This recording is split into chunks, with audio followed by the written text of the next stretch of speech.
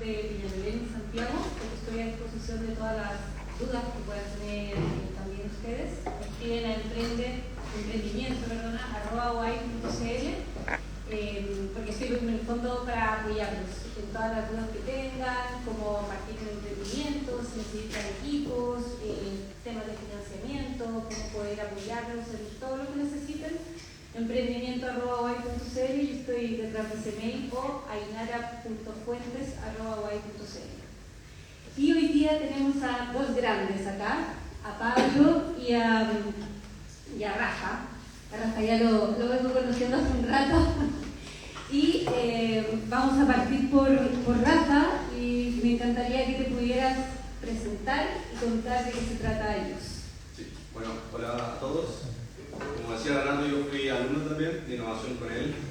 Yo estudié industrial, hice doble titulación por energía, ahí donde me metí en el mundo también del emprendimiento. Pasé por Startup School, donde partió JUS, que es el proyecto que estaba haciendo ya más o menos hace un año, que se trata básicamente de poder ayudar a impulsar la electromovilidad mediante el despliegue de cargadores ultra rápidos para los vehículos, que hay que cargar autos, pensemos en 10-15 minutos, que es lo que necesita la gente. Y para eso nosotros hemos buscado un modelo de economía circular donde aprovechamos baterías de los mismos vehículos que tienen accidentes, tomamos esas baterías y hacemos sistemas de almacenamiento de energía que ayudamos para poder implementar los cargadores de forma más barata y más rápida. Y he trabajado ya un año con un académico de la UOI, que es parte del proyecto, compañeros y gente que se ha ido metiendo el proyecto de externo. Así que invitarnos más, que siempre se mete en el emprendimiento. La INA siempre tiene todo el apoyo de toda la facultad, así que aprovechar un poquito todo lo que ofrece la universidad. Y por este lado tenemos a Pablo. Feliz que te puedas presentar y contarnos de qué se trata tu propuesta educacional llamada Aurora. Hola, soy Pablo Velarde. Yo salí de la Adolfo hace varios años y me metí en esta propuesta educacional que se llama Aurora, que es muy apasionante, pero la es una locura y no es un emprendimiento tan escalable ni tan rápido de escalar como estás hablando tú, ¿cierto? Yo salí comercial, me metí en una carrera súper tradicional en consultoría. He estado muchos años en consultoría trabajando, y hace un par de años empezó esto como de, oye, quiero tener familia con mi señora, y resultó un anhelo de un chico del colegio. Y ahora que nos veo a todos ustedes ahí como sentados escuchando estos speakers, vuelvo a sentir eso de ¿por qué están todos sentados escuchando? Si podrían estar quizás haciendo lo mismo o algo mucho más motivante, no escuchando un profladero que hay que mamarse muchas veces, usando el tiempo de forma eficiente y aprendiendo de verdad. Y ese era el anhelo, y en 2020 empecé a estudiar de ciencia, de neurociencia, todo lo que había asociado a educación para poder entender qué es lo que estaba hoy en boga, que se demostraba que era mejor que el promedio de las intervenciones, para poder implementar eso en la educación escolar, desde el jardín infantil, como que vamos a empezar ahora, hasta que salgan del colegio, hasta la universidad quizás, no saben. Perfecto. Yo quiero saber, bueno, esta pregunta para ambos, pero ¿cómo partieron de la idea en el fondo a la acción, como yo digo? ¿Cómo partieron de esta idea de plantearse, en tu caso, el tema de las baterías hasta que se hizo realidad? Si puedes contar como ese trayecto, porque muchas veces tenemos ideas, pero no sabemos cómo llevarlas a cabo, y creo que sería súper interesante poder explicar cómo va ese trayecto desde se me ocurrió esto hasta hoy día que lo están haciendo realidad. Sí, yo diría que lo más importante es la motivación y el propósito. Nosotros partimos en el Startup School con Lucas, mi compañero que sigue en el proyecto, y empezamos a investigar sobre problemas reales de la industria, la electromovilidad, los problemas de la gente, los problemas de las mismas empresas que estaban instalando cargadores. Y cuando terminamos el Startup School nos fue súper bien, hicimos el Demo Day, salimos en primer lugar en el Demo Day y dijimos ya, ¿qué hacemos ahora? ¿Seguimos con este proyecto o fue proyecto de título? Y lo que siempre nos decíamos que queríamos aprender del mundo real. Entonces ese fue como el propósito que definimos siempre, como aprender del mundo real, intentarlo, salir a buscar como oportunidades, intentar buscar quizás algún financiamiento que nos ayude a hacer un prototipo más avanzado. Y yo creo que ese fue lo principal, con el propósito de decir como vayamos a aprender al mundo real y por último fallamos, pero por último lo intentamos. Así que yo creo que eso fue lo que nos impulsó a salir, a intentar buscar algunas lucas como para poder hacer el proyecto y avanzar y motivarnos y tratar de hablar con la gente. Eso es muy importante. Nosotros aprendimos que hay que hablar con la gente, digamos, que tiene los problemas para poder hacer soluciones verdaderas, porque el proyecto cambió mucho en el trayecto. Y eso fue porque al principio quizás no hablamos con las personas correctas y igual es normal, o sea, uno en el trayecto vaya aprendiendo como que tienen que ir cambiando el proyecto con tal de hacer algo que de verdad resuelva un problema real. Entonces yo creo que ese fue el inicio de Use y gracias a ese propósito de aprender del mundo real y tener la motivación de querer realmente solucionar un problema es lo principal. De hecho, la otra vez escuchaba que decían como ¿cuál es la diferencia entre ir a Silicon Valley? ¿Por qué allá hay tanto emprendimiento, tanta innovación y acá no? Y decían que la diferencia no era la educación, que había buena educación, que no era el financiamiento, igual el financiamiento acá en Chile, que lo principal era como el mindset emprendedor que tenían allá y que eso es lo que hay que desarrollar acá, como mindset de decir yo quiero solucionar este problema y me voy a tirar a solucionarlo. Ese fue el propósito que nosotros agarramos y tratamos de ir mantenernos y ir aceptando. Perfecto. Súper modesto Rafa, porque ha estado en el Innova Summit, ahora se ganó un premio para ir no, un premio no, que fue a Dubái, ya va la próxima semana. La próxima semana con Yus, a representación de Yus. Así que de ahí voy a seguir contigo para que nos cuentes un poco más. Y Pablo, más o menos con lo que nos explicaste, esta propuesta educacional, como le digo yo, más o menos puedo intuir a qué va el impacto social al cual apuntas, pero me encantaría que nos pudieras explicar un poco más cuál es la problemática o qué es lo que está resolviendo este nuevo concepto de educación y el impacto en el fondo que esperas generar en estos niños. Una buena pregunta y la reflexión es muy profunda y no es algo como tan tangible en el impacto y no es tan rápido de verlo. Pero lo que apunta es a que la gente pueda estudiar efectivamente, aprender mientras está estudiando, aprender lo que ellos quieren aprender y hacer el día de mañana lo que quieran hacer.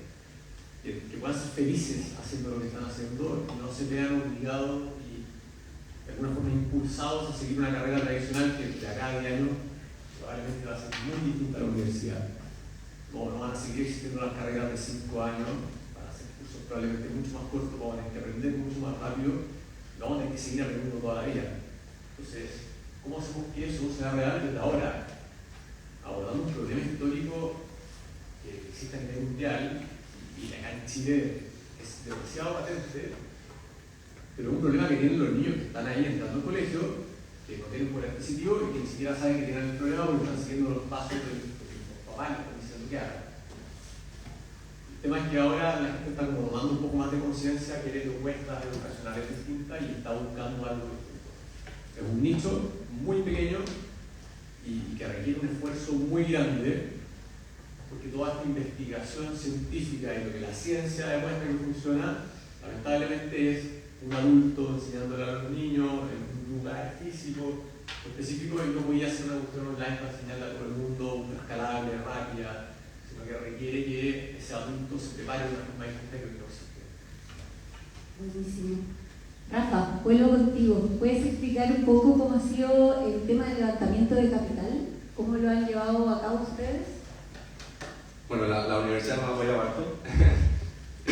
Nosotros, el equipo de IUS, uno de los integrantes es un académico de la universidad.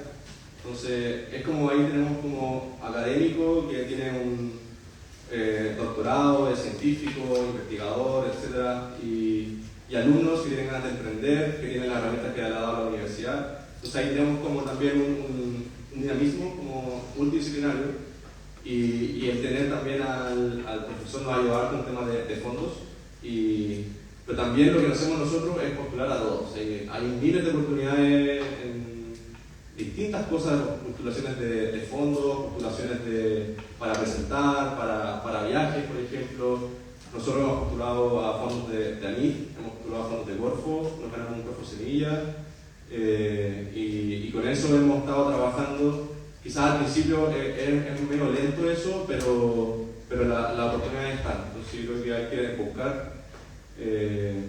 Corfo está para eso, y todos los fondos públicos también están para eso. Yo creo que hay oportunidades también y hay que aprender a meterse, a postular, a atreverse. Yo creo que eso es lo importante. Perfecto, vuelvo contigo, Pablo. Una pregunta, viendo tantas metodologías hoy en día como la Waldorf, el Montessori, etc., ¿cuál podrías decir tú que se diferencia a otra? La metodología se les ocurra, Montessori, Reggio Emilia, etc. Y todas esas metodologías las inventó alguien con su tiempo y hace muchos años. De todas estas metodologías hay una que hoy prevalece y que la ciencia demuestra que es excelente, que es la Montessori, cuando bien implementada, siguiendo lo que la María Montessori inventó hace 100 años.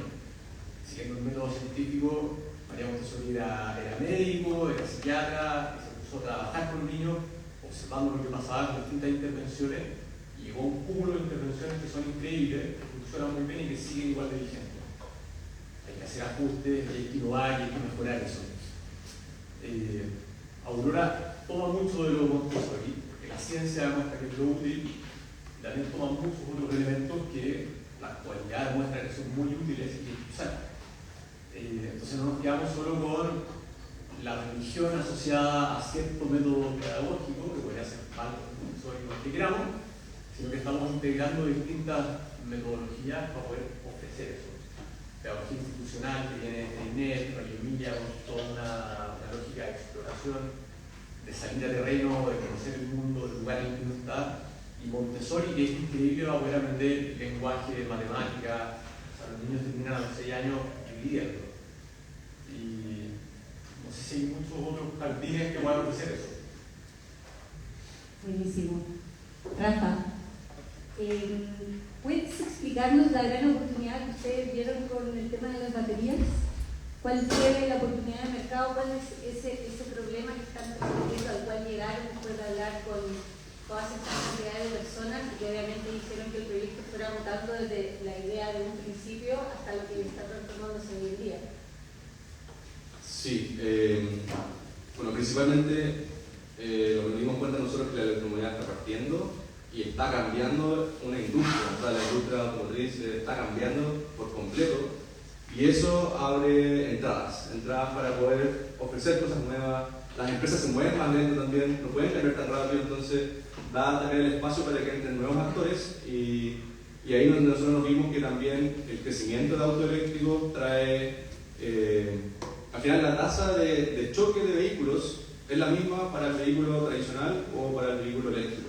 Entonces nos dimos cuenta que a medida que hay más vehículos eléctricos chocan y se rematan a bajo precio. Y eso lo vimos como una oportunidad, porque al final, hoy en día, el sistema de almacenamiento de energía, que uno puede almacenar energía solar, por ejemplo, para usar en la noche, es un pilar fundamental para la transición energética.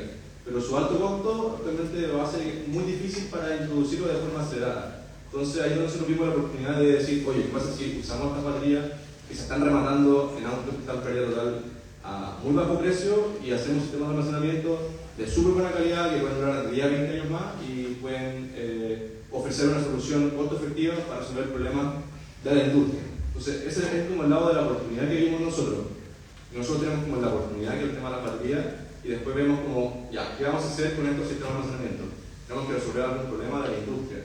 Y ahí nosotros como hablamos con gente de infraestructura de carga y nos dijeron que quieren instalar cargadores ultra rápido, pero no es tan fácil porque la red eléctrica es limitada. Entonces, si yo quiero poner un cargador de mucha potencia, es como 100 casas, un cargador con la potencia que usan 100 casas en esos 10 minutos, por ejemplo. Entonces, es mucha potencia, y tomar esa potencia de la red eléctrica es caro para esas empresas. Es caro habilitar el empalme y es caro también usar potencia en ciertos horarios donde la energía es más cara.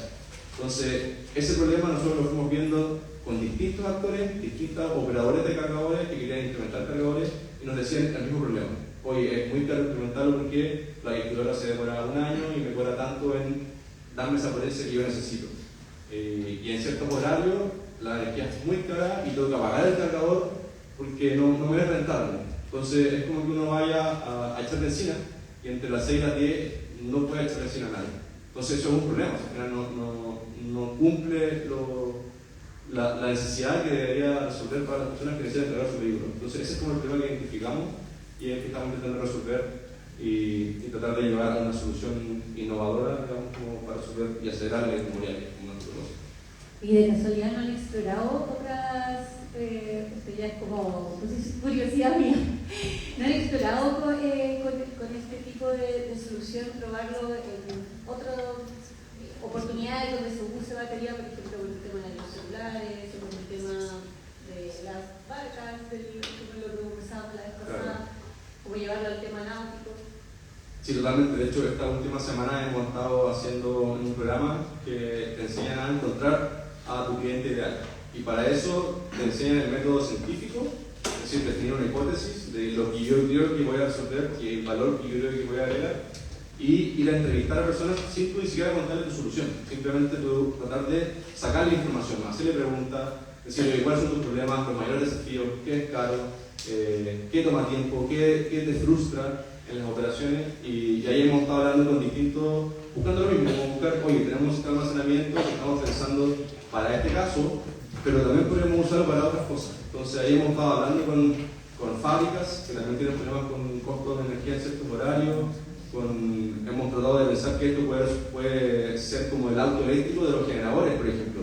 Entonces los generadores igual es una fuente contaminante que nadie está hablando de cómo eliminarla. Entonces, ¿cómo va a ser el generador limpio en el futuro? Y ahí hemos estado hablando con productores de eventos que usan generadores, con constructoras que también usan generadores. ¿Cómo podemos también validar esa hipótesis si nosotros decimos, oye, soluciona el problema para ustedes? Y ahí hemos estado explorando. Entonces estamos en ese proceso de ampliar un poco la mirada y ver qué otras oportunidades podríamos encontrar, pero estamos en ese proceso. Hasta ahora el que hemos validado es principalmente el buenísimo. Estaba viendo, efectivamente el tema educacional yo creo que está tomando un fuerte rumbo, sobre todo en estos últimos años, donde la educación creo que va a experimentar un cambio bastante fuerte, no solamente en el nivel de los niños chicos, sino ya se está viendo en carrera de universidad.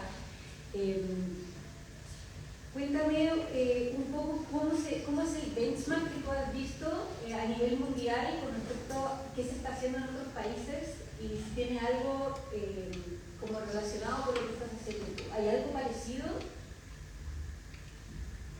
Hay esfuerzos que son increíbles fuera de Chile, en Chile también, en Chile menor. Y hay muchos elementos que rescatar de afuera. O sea, antes del año pasado me pegué un tour por Europa, viendo distintas metodologías pedagógicas, Francia, Italia principalmente, y la lógica que usan en Finlandia de jugar con los niños, jugar mucho con los niños, para que vayan desarrollando distintas formas de aprender. Pero como decís tú, o sea, hoy ChatGPT le gana a un médico en predecir la enfermedad que uno tiene, y más encima es más empático que los doctores en decirte el diagnóstico cuando es un diagnóstico no favorable. Entonces, está cambiando todo, está cambiando el mundo, no sabemos qué va a pasar en 10 años más, no sabemos qué va a pasar en 5. Se espera que haya tantos cambios en los próximos 10 como en los últimos 100. Soy parte de los culpables de eso. Entonces, para eso tenemos que preparar a los niños para el futuro, y hay mucho que rescatar de lo que está pasando afuera. Las tecnologías han sido un avance en los últimos años impactante y tuvieron el impacto también en lo que hace la educación. Sí. Y también sabemos que para poder lograr que la gente tome esa tecnología bien, no puede estar expuesta a esa tecnología desde tan pequeño.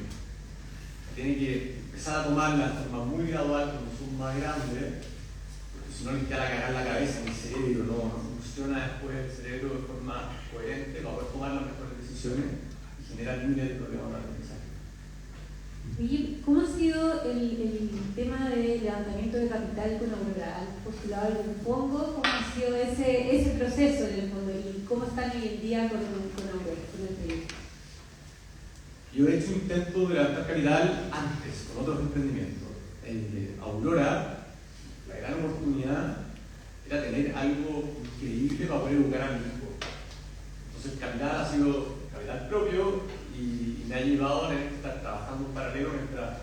voy armando esto. Para el 2020 hasta ahora han pasado casi 5 años. Y el capital mío, así bootstrapping, vamos a empezar por lo mínimo. Y una vez que agarre el suficiente vuelo, los mismos papás van a ser los que tienen que financiar esto de alguna forma. No necesariamente poniendo las lucas, pero sí generando los contactos para que esas lucas estén disponibles. Pero no vamos a salir a buscar grandes fondos internacionales que inviertan, conozco varios, pero no es apetito de inversión cuando tienen educación. O sea, el retorno es muy bajo, es más como un filántropo que quiere dejar una huella antes de morirse una vez cambiado la educación en Chile. ¿Y hoy día cómo está con el proyecto? ¿Está todavía como en etapa inicial? Estamos hoy en plan piloto, o sea, está funcionando, hay una guía, hay un par de estudiantes, uno de esos es mi hijo. La guía se termina de formar y vamos probando como cuáles son todas las cosas que hay que arreglar en el lugar que está funcionando.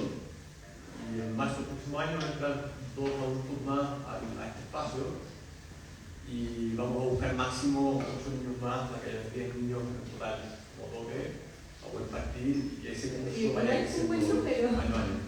Es un muy buen número para iniciar. Da para pagarle a las 3 profes, no más que eso. Pero hay otras inversiones que hacer, o sea, estamos invirtiendo en formar a las profes en lo que se tienen que formar, que es muy relevante. Porque supongo que será una formación completamente distinta a la que puedan recibir en una carrera universitaria. Sí. O sea, hoy en Chile no hay formación Montessori, si alguien quiere estudiar Montessori, Buscarlo por su cuenta. la busca en Chile, hay, pero no afuera, o sea, tienen que irte para afuera. Y la guía que se está formando ahora en Argentina, que es la Fundación Argentina de María Montessori, que sigue los lineamientos AMI, la Organización Internacional de Montessori, que la fundó la María Montessori en su época, en Holanda, que es la que ha crecido y expandido esto por el mundo, siguiendo como la metodología como corresponde. Hay Montessori acá en Chile, pero viene como de alguien que fue a estudiar afuera y volvió y le enseñó lo que pudo a los que podía enseñarle. Se ha formado. Perfecto. Rafa, ¿cuáles han sido los principales desafíos con los que te has topado dentro de ellos? Para poder levantar el proyecto, continuarlo, ¿cuáles han sido como los desafíos en el fondo que has encontrado hasta este minuto? Bueno, yo creo que el principal es financiamiento.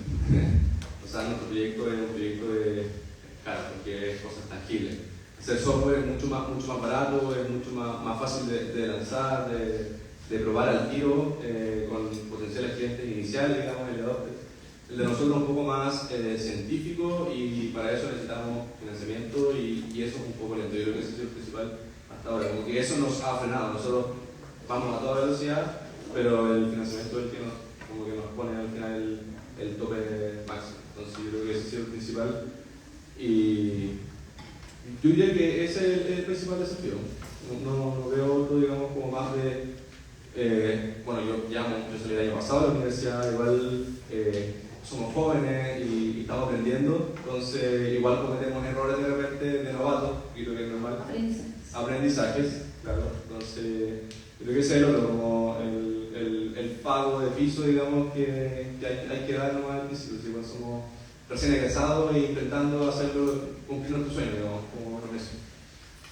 ¿Y cuáles han sido también los principales, la misma pregunta, cuáles han sido los principales topes de piedra en el fondo que te has encontrado para poder sacar adelante a un proyecto? Yo creo que el más heavy fue encontrarnos con que queríamos hacer esto que era increíble, y no había ningún profesor egresado de la universidad que existiera. Así como son aprendizajes muy nuevos y no se transmiten a la velocidad que se deberían transmitir. Entonces, no tener profesionales preparados para hacer esta cuestión requirió ir a buscar un montón de gente, proponerles ir a formarse, a estudiar, para participar en un proyecto que todavía no existe, que no está garantizado el éxito, hasta que encontramos a alguien lo suficientemente valiente. O sea, ha sido como un problema en el fondo de encontrar al equipo adecuado para poder poner en marcha el proyecto. En este caso, vendría a ser los profesores que no tenían la educación que necesitaban para poder llevar a cabo el proyecto. Sí. Una buena forma de ponerlo es yo diría que es mucho más sistémico. O sea, el gran problema es tratar de hacer algo tan innovador, tan distinto a lo tradicional, que requiere cambiar todo el sistema. O sea, hay gente que crea en el proyecto y en el fondo le ponga las ganas para poder sacarlo. Es muy importante tener equipo. Claro, ustedes también contaban con un buen equipo porque estaban bien diversificados. Sí. Sí, o sea, de hecho creo que la clave de la mayoría de los emprendimientos, startups y negocios es tener un buen equipo de trabajo diversificado. Creo que la parte como multidisciplinaria es demasiado importante para que cada uno ponga la visión de su lado y poder conformar algo bastante íntegro. Oye, eso y también como el atañe del grupo, de la familia, La motivación. Si empieza a caer, no sé, tengo varias conversaciones con mi señora como de esta weá que estamos haciendo, ¿vale la pena? ¿A dónde va? ¿Todo el esfuerzo? O ¿sabes qué? Bueno, no, darlo más adelante, en 20 años más, cuando haya jugadores que sí sepan de lo que querían. Pero necesita ir a baño. Bueno, alguien tiene que partir haciéndolo. Sí. Te tocó. ¿Qué tres aprendizajes podrías darle a todos estos chicos sobre lo que tú hayas aprendido en este trayecto de levantar? Yo creo que el principal, y lo estamos hablando el otro día con el equipo, que de repente en los cursos de emprendimiento sentimos que quizás no nos enseñaron o quizás nosotros no lo veíamos como tan el foco en salir a hablar con la gente que realmente tiene problemas, pero no solamente como amigos o familia o cercanos, sino como quizás como... Porque es difícil entrar, y yo hice la pregunta cuando entré a la titulación, como ¿cómo puedo entender problemas de la industria si es muy difícil hablar con gerentes, por ejemplo? ¿Dónde los pillo? ¿Dónde los encuentro? Y yo creo que ese aprendizaje de atreverse a hablar por LinkedIn, atreverse a tratar de encontrar el contacto. Eso, cuéntanos más fueron como las vías para poder llegar a esos contactos. Creo que LinkedIn. Empezamos a seguir a personas así infinitas y cosas que algunas piquen. Y a eso, oye, podemos juntarnos a conversar 20 minutos, queremos entender un poco como su desafío, preguntando de repente a familiares, decir, oye, ¿tienen algún amigo o persona que conozcan que esté en esta industria, en esto? Y si podemos conversar con ellos, una llamada telefónica. Nosotros partimos, de hecho, llamando a gente que vendía su auto eléctrico por Chile. O sea, como, ¿por qué venden su auto? Le preguntábamos. Y empezaban a decir todos los problemas. Igual no trataban de vender el auto y no te decían todo, pero ahí empezamos a entrar y ahí partimos como por muy abajo, como por el usuario final, digamos. Y ahí como que fuimos entendiendo los problemas cada vez más hacia adentro y cada vez se hizo más difícil hablar con las personas que eran como de más arriba. Y yo creo que aprendizaje y creo que tratar de atreverse más a hablarles por LinkedIn, tratar de buscar los contactos como por cercano y darse el tiempo a eso. Yo creo que darse un buen tiempo a... Lo que hicieron fue como armar una red de problemáticas desde los actores que participaban en el tema del auto eléctrico, desde el usuario hasta el más arriba, y ver en qué coincidían cada uno en su relato para poder entender la problemática. Exacto. Al final es como hacer un mapa como de todos los stakeholders, digamos, nosotros partimos ya con los de auto, después empezamos a buscar, vimos que había muchos delivery de Mercado Libre, de Falabella que tienen autos eléctricos, y empezamos a ir a las bombas, a tratar de pillarlos a ellos y preguntarles como, oye, ¿cuáles son sus problemas? O de repente se veía llegando un paquete, salir a decir, oye, ¿qué problemas tienen cuando cargan el auto? Etcétera. Y veíamos el nombre de la empresa, tratamos después de hablar como con los dueños de las empresas de los de delivery, después empezamos a ver qué problema era con los de los cargadores y empezamos a tratar de encontrar a las personas que estaban dentro de esas empresas y gente que estaba involucrada. Entonces cada vez un poquito entrando a hacer problemas, porque al final el problema que veíamos al principio era como la consecuencia de una raíz. Entonces yo creo que nosotros fuimos tratando de encontrar esa raíz y creo que ese aprendizaje es como darse el tiempo a hacer eso y Entender la problemática. Entender bien la problemática real, porque nosotros la primera solución que sacamos era en base a ese problema como exterior, llamémosle, y quizás por eso al final no funcionó. Y otro aprendizaje segundo, tratar de ser humilde y tratar de olvidarte de la solución y saber que... Entrarte en el problema. Claro, enamorarte del problema y no de la solución. no de la solución y ser humilde a tratar de cambiarla y decir, oye, en verdad me gusta mucho esto, pero no funciona. Y decir como ya, tengo que hacer otra cosa. Ese es un gran error, que mucha gente se enamora de la solución y no es capaz de ver que en el fondo cómo se va a resolver de mejor forma esa problemática, en vez de darle con la solución. ¿Y la tercera cuál sería? Y la tercera, sí, ya. No, yo diría que esas son las principales. La tercera quizá iría más como por el tema de... Yo creo que el mindset que hablaba antes de tratar de... Igual es difícil, como dices tú, como que de repente uno necesita ese apoyo de decir como, oye, quizás no va a funcionar. Igual hay un sacrificio de tiempo, yo poder haber salido, tratar de buscar pega y al tiro tener un buen sueldo, pero al final uno igual tiene como seguir su sueño y eso tiene un sacrificio y de repente quizás se nos hace difícil y hemos tenido bajos en los que decimos como, oye, ya paremos y hemos sabido como tratar de encontrar ese propósito y agarrarnos de él y tratar de seguir. Y de hecho hemos pasado por bajos en que dijimos, oye, en verdad yo no quiero seguir. Pasó un tiempo y dijimos, sigamos, démosle, y llegó el fondo de Corfo, por ejemplo, que nos dio otro impulso más. Entonces, tener paciencia, igual ser paciente, si estas cosas igual son lentas, entonces yo creo que el ser persistente, ser paciente, igual es un aprendizaje importante que hemos tenido. Buenísimo, muchas gracias por eso. Pablo, tu turno, la misma pregunta. ¿Cuál sería el aprendizaje, 3 aprendizajes que pudieras compartir con nosotros con respecto a lo que ha sido la creación y el desarrollo de Aurora? Lo estaba pensando, son difíciles, o sea, como descritarlo así tan nítido. Hay uno que yo creo que es clave, que es que todo se puede. O sea, si tienen una idea, tienen ganas de hacer algo, tienen algo que los apasiona, se puede y va a requerir mucha energía, esfuerzo, ganas, meterle con todo y apoyarse en gente para poder lograrlo, pero se puede. El segundo, y este viene quizás más como desde lo que hemos aprendido armando un proyecto, desde todo lo que se ha estudiado, es que las notas no importan.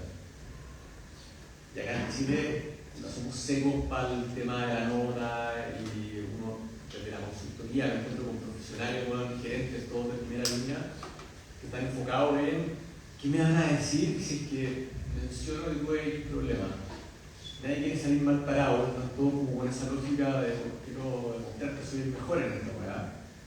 Y resulta que es pésimo para la empresa. O sea, necesitamos colaborar, necesitamos poder contar de nuestros problemas para poder mejorar. Si no, no hay forma de mejorar. Si no sabemos reconocer y contarle a los demás los problemas que estamos teniendo, es posible que mejoremos. Y algo que hemos estado haciendo en Aurora, como contándole a la gente, oye, tengo este problema, tengo este otro. Es que es la manera que también aparezcan soluciones. Exactamente. Y un tercer aprendizaje.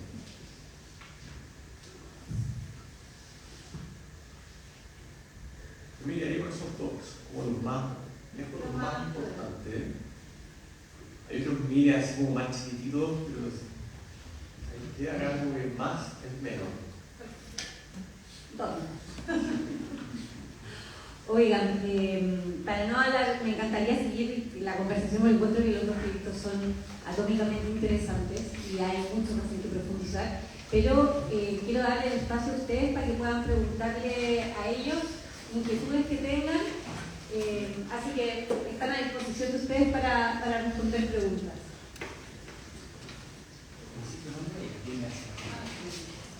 Me llamo Sergio. Le quería hacer la pregunta a Pablo por su proyecto de Aurora, que me perdí un poco en la parte de que acá en Chile no hay una formación como los profesores, la parte de educación, y que estamos como muy lejanos. No entendí muy bien cómo tú los quieres formar o cómo deberían ser ellos para tu proyecto.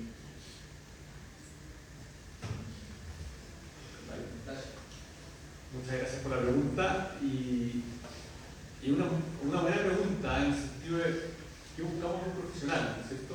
¿Qué necesitamos de ese profesional? Y necesitamos ciertas cualidades. Y podemos encontrar gente que tiene esas cualidades, que tiene esas características, que tiene amor por enseñar, que le gusta estar con los niños y trabajando. Y de eso hay mucho. Y no todo estudiar necesariamente para ser educadora de párvulo o ser técnico de párvulo. Hemos entrevistado a una cantidad de gente variada, psicólogos, psicopedagogos, gente que no estudia educación. Porque yo estoy metido en esta cuestión de ingeniería comercial, en España, nada que ver con el tema. Pero hay pasión. Eso es como la materia fértil que necesitáis para poder contratar a alguien. Y después, en segundo lugar, bueno, ¿qué sabe esa persona que nos va a permitir poder hacer este proyecto de realidad? Y en particular lo que necesitábamos es que sepan seguir el método Montessori muy bien. Que sean guías Montessori, pero que lo hagan como lo hacen los buenos colegios en Estados Unidos y en Europa, y no como lo hacen los colegios que no han implementado el sistema tan bien y que han demostrado no tener tan buenos resultados como nosotros. Y eso acá en Chile no existe. No hay formación Montessori siguiendo esa metodología. Hay en Argentina, hay en México, hay en Europa y hay en Estados Unidos mucho. Entonces tenemos que encontrar esa materia fértil y quien quisiera estudiar afuera o formarse y traer esto, conocimientos ya más prácticos de cómo desenvolverse en el día a día con los niños.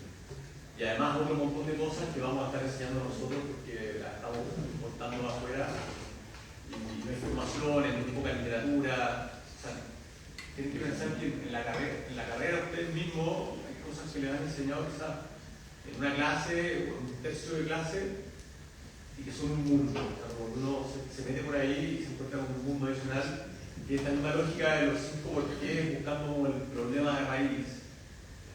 Y en la clase de educador te enseñan que existía Montessori en una clase y chao, pescado, o sea, fue.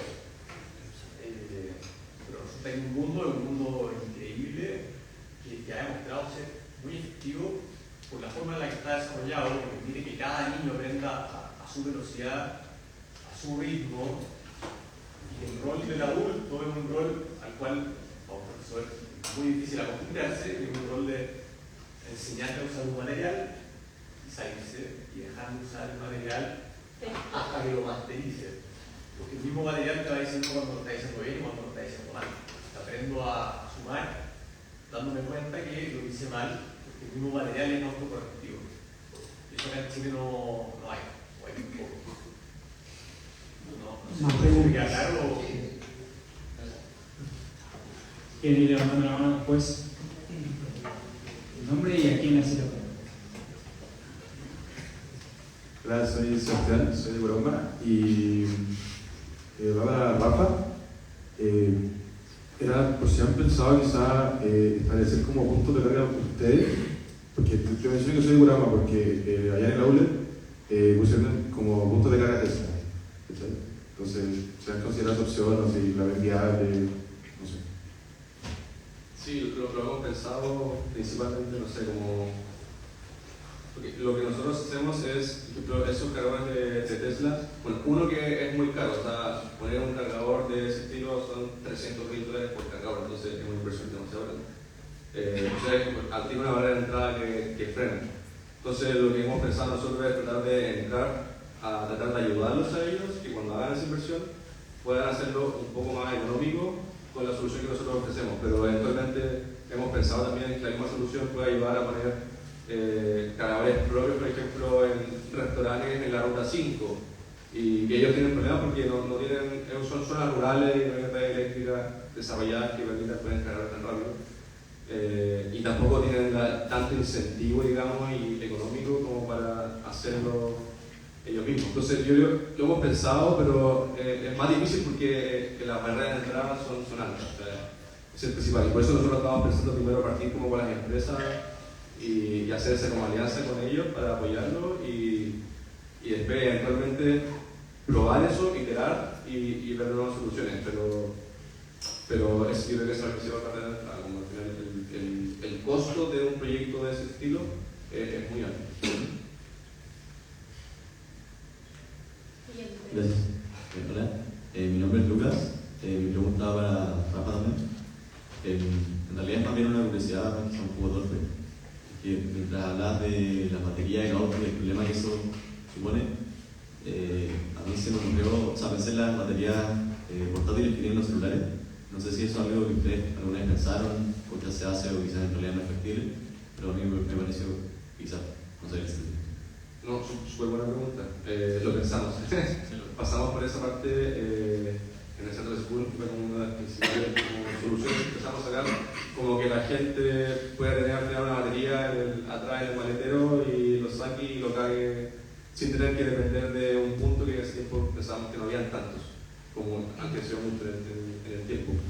Pero el problema es que la batería tiene mucho peso y al tener más peso el auto pierde autonomía, entonces va a quedar con menos energía el vehículo más rápido y va a tener que estar sacándolo cada vez más y quizás te afecta negativamente a la larga y no conviene. Entonces las baterías son muy pesadas y eso afecta al final el rendimiento del vehículo. Pero lo exploramos, hemos visto que hay soluciones parecidas y creo que por esa razón no han surgido de forma como masiva, porque aún las baterías son muy pesadas y eso afecta también el bajo rendimiento que deberían tener los vehículos eléctricos, que es uno de sus principales desafíos, que tienen de 300 kilómetros, pensando que el auto de combustión puede hasta 700. Entonces, eso fue como el punto de vista que le dimos, como no, probemos otra cosa. Pero sí lo pensamos. Es una buena idea, así que buen raciocinio. Últimas dos preguntas. ¿Quién se ve?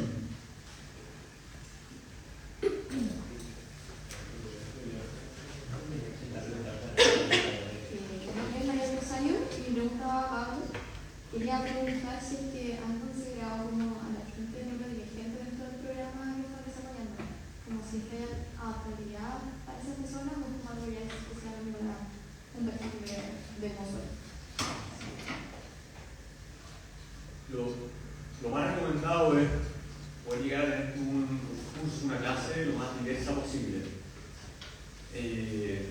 Hacer eso no es fácil.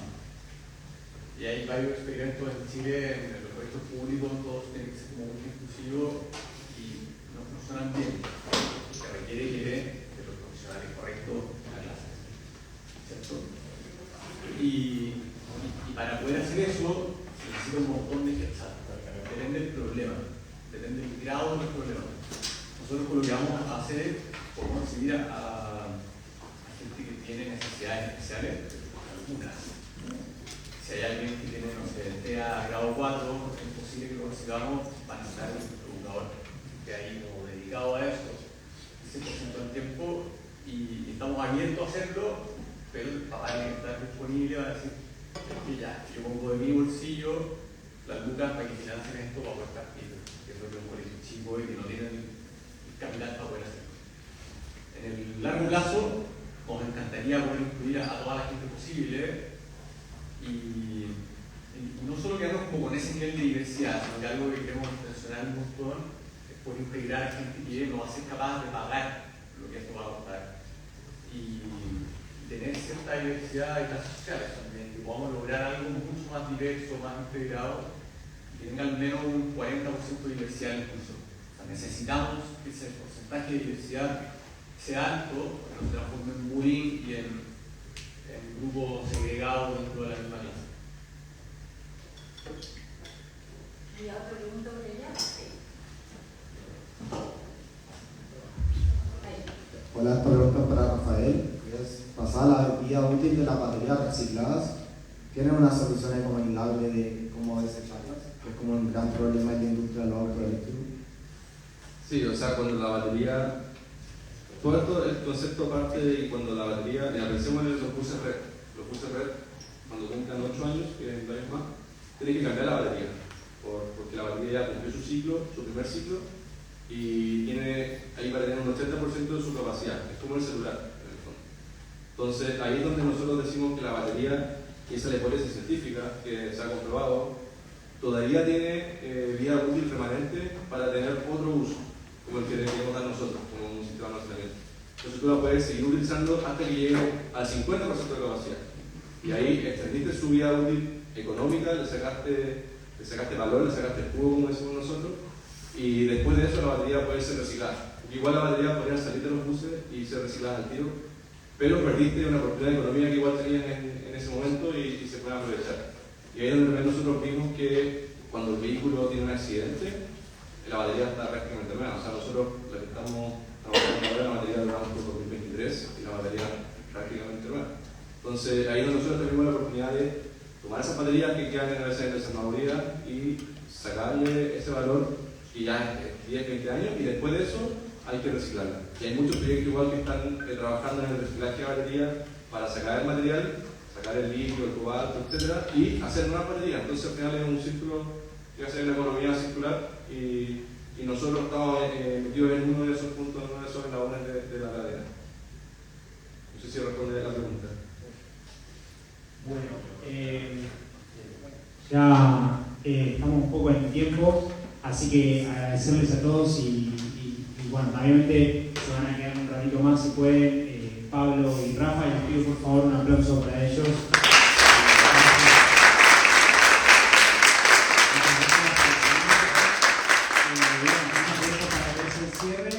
Y ahora vemos lo más importante, que es lo de la pizza, ¿no?